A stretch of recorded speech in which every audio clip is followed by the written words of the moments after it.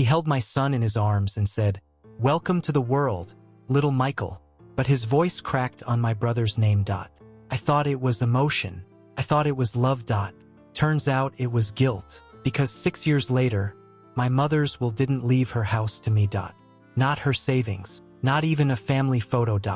It left everything to the real father of her grandchild. My name is Jordan, and I named my son after my brother, the same brother who stole my whole life while smiling at the baby I thought was mine.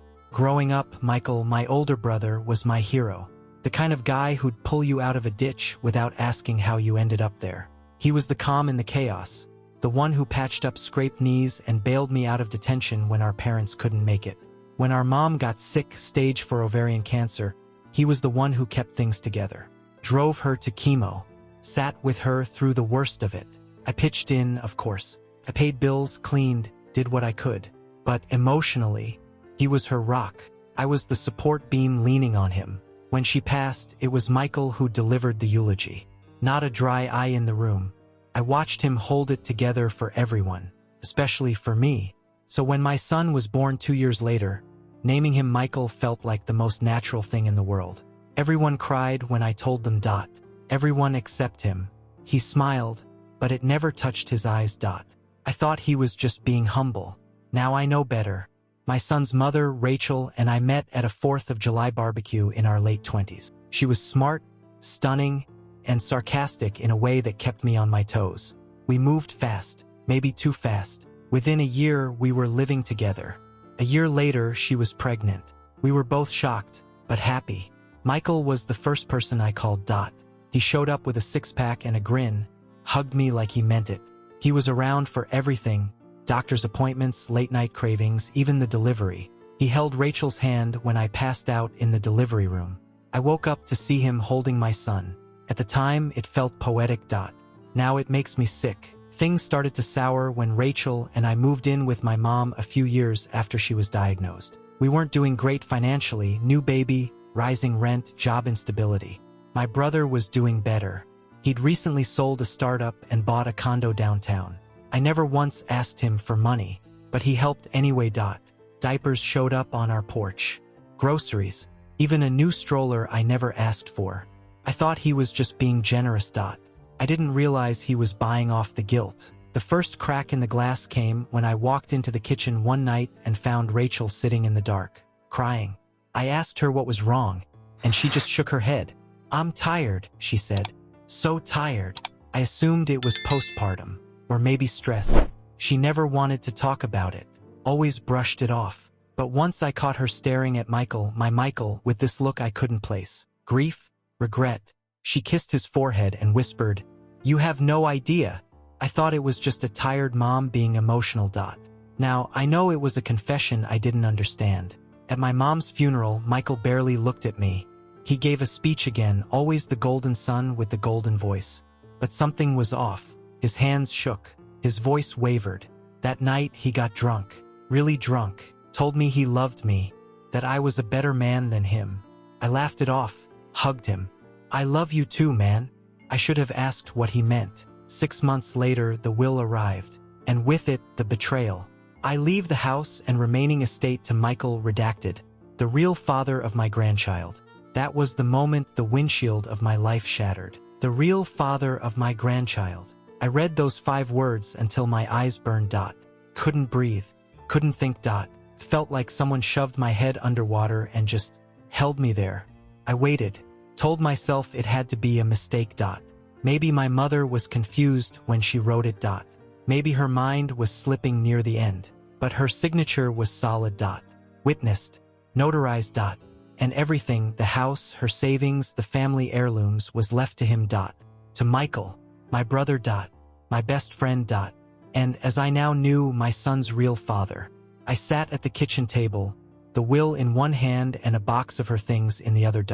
Inside was a photo me, Rachel, baby Michael, and my brother. His hand rested gently on Rachel's shoulder. Back then, it meant nothing. Now I couldn't look at it without feeling sick. That photo had been on my mom's nightstand. Framed, carefully placed. She knew. She knew, and she didn't say a word. I didn't tell Rachel about the will right away. I wanted to see Dot. Expose it. Dot. I needed to know who had been lying longer. Deeper. That same evening, while she was cooking dinner, I tossed the grenade. Did you know Mom left everything to Michael? She froze. Dot. Spoon hovering over the pot. What? She asked, pretending to be confused. Dot. I thought she left it all to you. I stared straight into her eyes. Searching. Dot. Looking for guilt, for cracks, for something human behind the act. Dot. But all I saw was the performance of a lifetime. 2 days later, I called my brother. You free tonight? Need to talk about Mom. About the will? He came. Dot. With a bottle of whiskey. Dot. Not an ounce of panic on his face. We sat on the porch. I poured us both a glass. Dot. He downed his in one gulp. Dot. Didn't say a word. Are you the father of my son? I asked it plainly. No theatrics. No build-up. Just truth, naked and sharp. He said nothing. Just looked at me. Long guilty. Dot. And not sorry. It was one time he finally said. Dot. The worst night of my life. And maybe the best. I swore to forget it. She did too. My hands were shaking. Dot. I could barely hold the glass. You watch me name him after you. I snapped. You stood next to me when I signed the birth certificate. How could you? I just wanted to be there, he said softly. Dot. As a brother.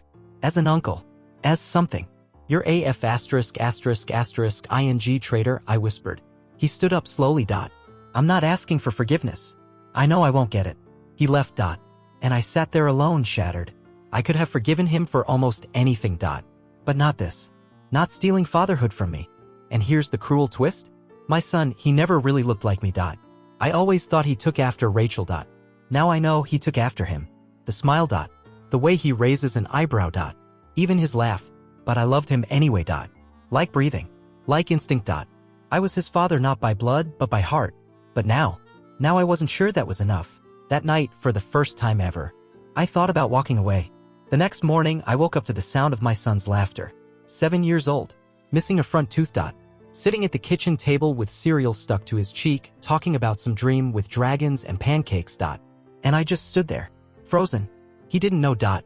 He had no idea the world had cracked open beneath us. And for a moment, I could pretend nothing had changed. Hey, Dad. He grinned. Guess what? I'm faster than a cheetah now. I smiled. Said something dumb like, cheetahs better watch out then. But inside, I was screaming.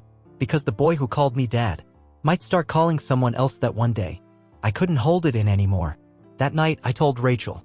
Not with rage. Dot. Not with yelling. Dot.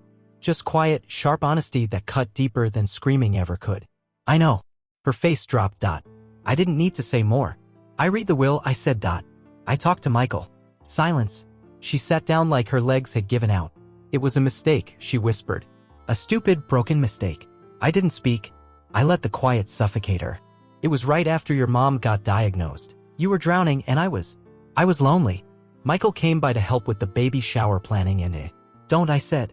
My voice low. Flat. Don't make it sound like it just happened. She looked at me, eyes wet. Dot. I thought you'd never find out. I thought it wouldn't matter. You raised him. You were his dad. You always will be. No, I snapped. Dot. I was your backup plan. Your safe bet. The fool who kept the lights on while you both kept the secret. She tried to grab my hand. Dot. I pulled away. You let me name him after my brother. My voice broke. Dot. You watched me say those words in the hospital and said nothing. I wanted to tell you. Then why didn't you? Because I knew you'd leave. And just like that, I realized the truth. She hadn't stayed for love. Dot. She'd stayed for fear. She didn't choose me. Dot. She hid behind me. And Michael. He let me carry the weight of a title that wasn't mine, Dad, while he got to play savior without any of the sacrifice. That night, I couldn't sleep. Dot. I sat in my car for 3 hours, staring at the dashboard like it might give me a sign. I thought about running. Dot. Taking the car, the clothes on my back, and disappearing like none of this ever happened. But then I remembered the kid. Dot. My son. Dot.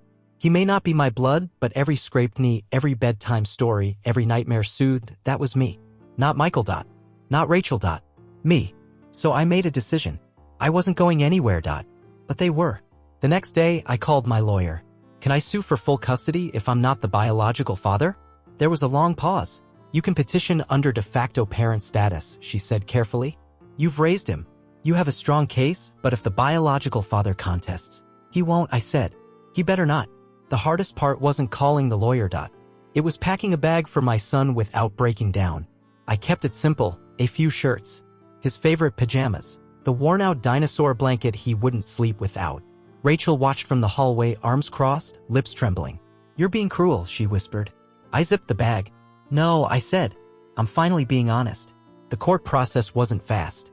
Nothing in family law ever is. But I moved quickly. Filed for full custody under de facto parent status. 7 years of proof. Medical records in my name. School forms. Birthday photos.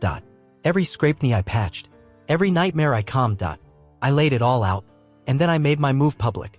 I told Michael. He showed up on my porch. Again. This time without a bottle. "Can we talk?" "No," I said. "We're done talking." He looked tired. Older. Like the weight of what he'd done had finally started crushing him. "You're really doing this?" he asked. "You think I'd let the man who ed my girlfriend and stole my name raise my son?" I said. "You think I'll let either of you rewrite history?" "He's my son too," Michael said quietly. That's when I snapped. "No, he's not. He's your mistake. He's my miracle. I was there when he took his first breath.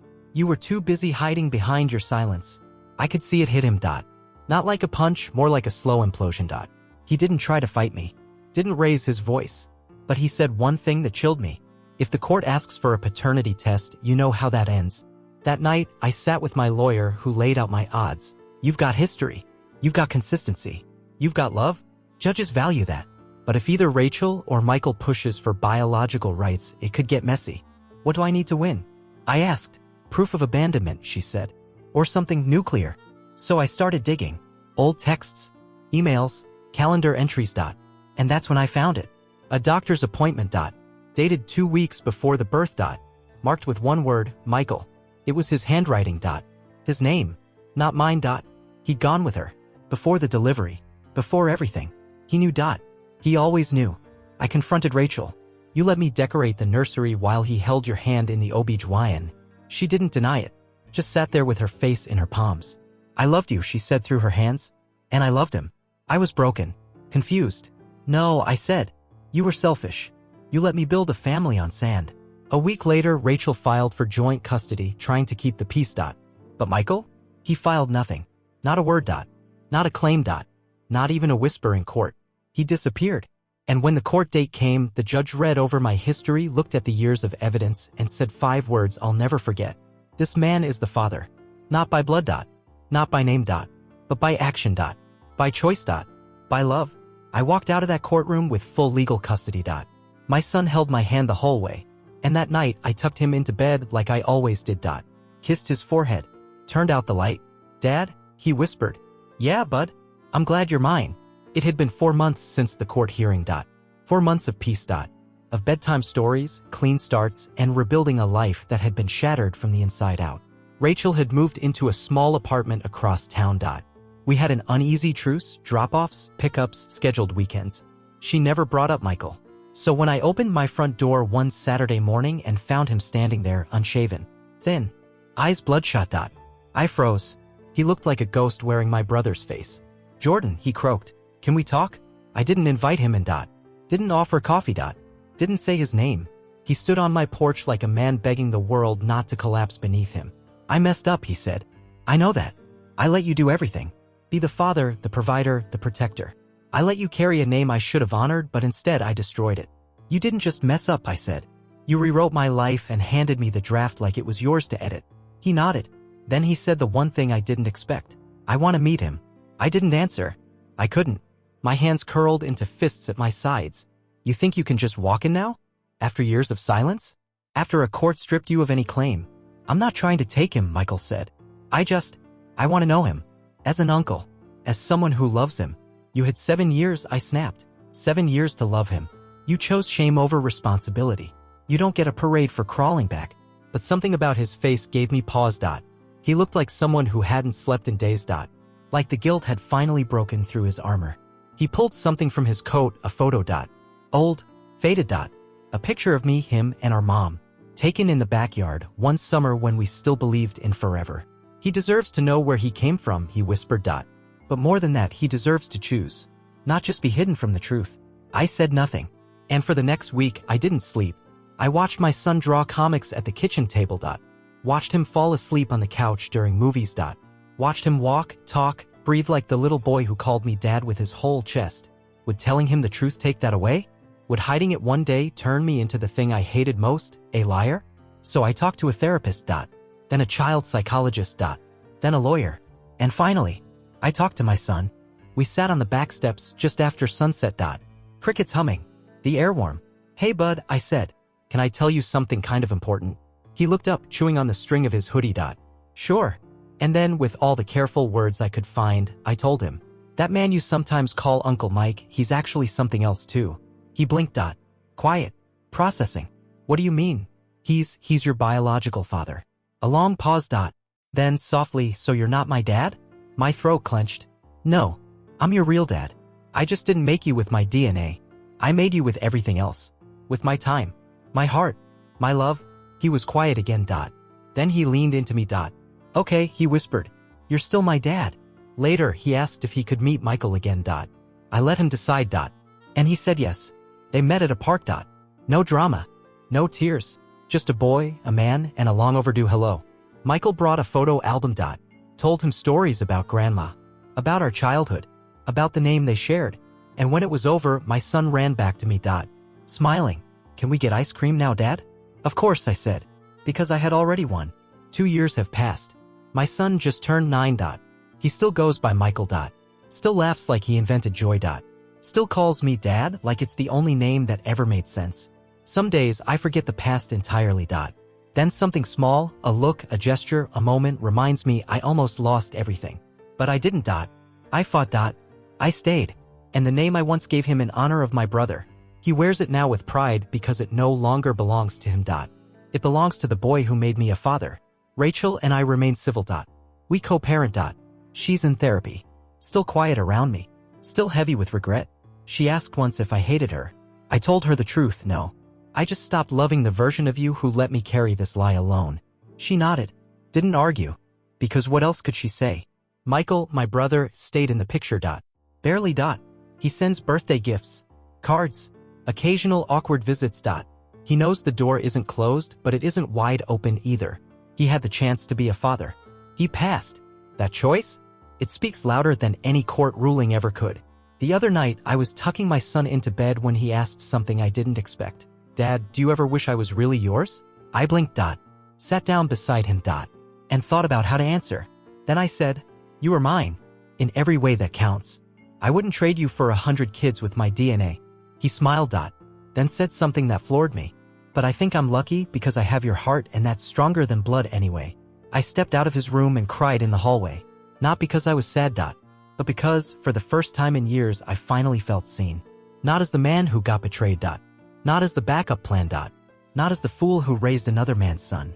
But as the father my son chose to keep calling Dad. And now? Now I live with the truth. Openly. Honestly. Scars and all. I don't hide the story anymore. I wear it like armor. Because what nearly broke me built something unshakable. My son bears the name of the man who tried to ruin me. But when he says it, when he signs it on school papers, yells it across the yard, or writes it on his art projects, it doesn't belong to my brother anymore. It belongs to him. And me. Because I made that name mean something again.